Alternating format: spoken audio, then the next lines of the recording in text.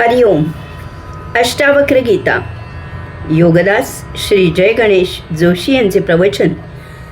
अध्याय 18, श्लोक क्रमांक 33. एकाग्रता निरोधो वा मूढैरभ्यस्यते भृशं धीरा कृत्यान्न पश्यन्ति सुप्तवत् स्वपदे स्थिताः. भावार्थ: एकाग्रता आणि चित्तवृत्तींचा निरोध साधण्यासाठी मूढ अभ्यासपूर्वक प्रयत्न करतो, परंतु धीरवीर सुषुप्तावस्थेप्रमाणे काहीही कृती न करता स्वपदी स्थित होतो.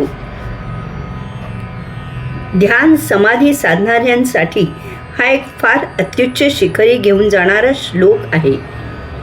ध्यान समाधी साधण्यासाठी अतिशय मूलभूत महत्त्वाची प्रत्येक साधक, संन्यासी, योगी यांनी आवर्जून आचरणात आणावी अशी माहिती अष्टावक्र मुनी येथे सांगत आहेत. ध्यान समाधी साधणाऱ्यांसाठी हा क्रांतिकारक उपदेश आहे.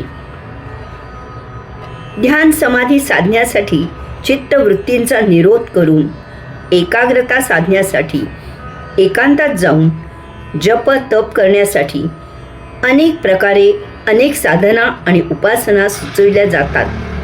त्या यथामती यथाशक्ती आचरणात आणून साधक, संन्यासी, योगी ध्यानधारणा करत असतात. परंतु बहुतांशी त्यांना एकाग्रता साधणे, चित्तवृत्तींचा निरोध करणे फार कठीण जाते. सर्वसामान्यांना चित्त गप्प बसणे, चित्त शांत होणे, चित्तवृत्ती शमन होणे हे केवळ अशक्य असते. अष्टावक्र मुनींच्या उपदेशाप्रमाणे ध्यान समाधी साधण्यासाठी एकाग्र होत बसणे आणि चित्ताच्या वृत्ती निरोध करत बसणे मुळीच आवश्यक नाही. यासाठीच येथे अष्टावक्र मुनी मूलभूत असा उपदेश करत आहेत. अष्टावक्र मुनींच्या मते असे करण्यासाठी अशा प्रकारे उपाय करणे हीच त्यात बाधा आहे. असा उपायच हाच अपाय आहे. असे करणे म्हणजे मूढता आहे असे त्यांचे म्हणणे आहे.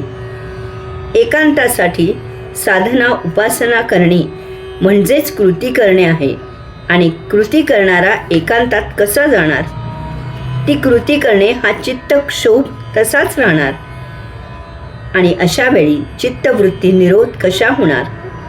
ते सांगतात की त्यासाठी एकांत म्हणजे काय, निद्रा म्हणजे काय याचे मूलभूत तत्व जाणून घ्यावे.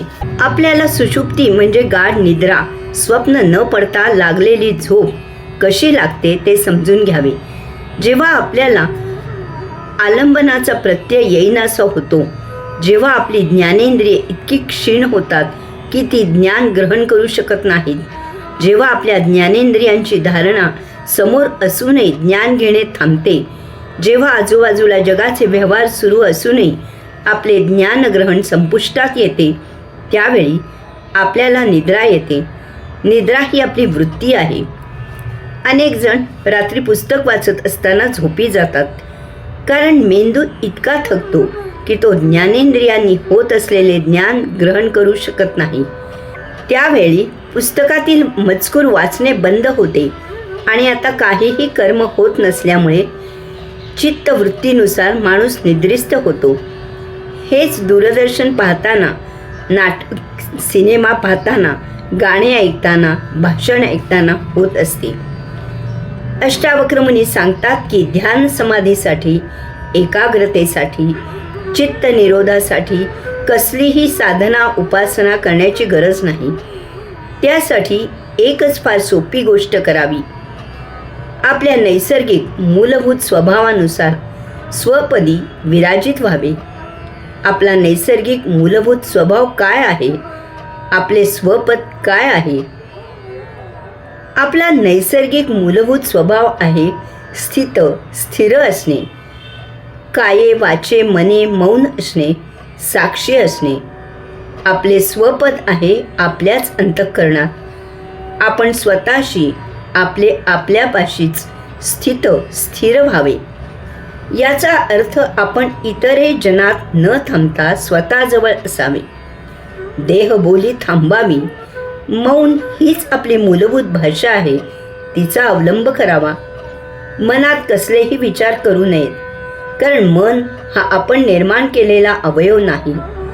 त्या आगंतुकाला गप्प करावे. आजूबाजूला जे घडत आहे त्याला साक्षी असावे.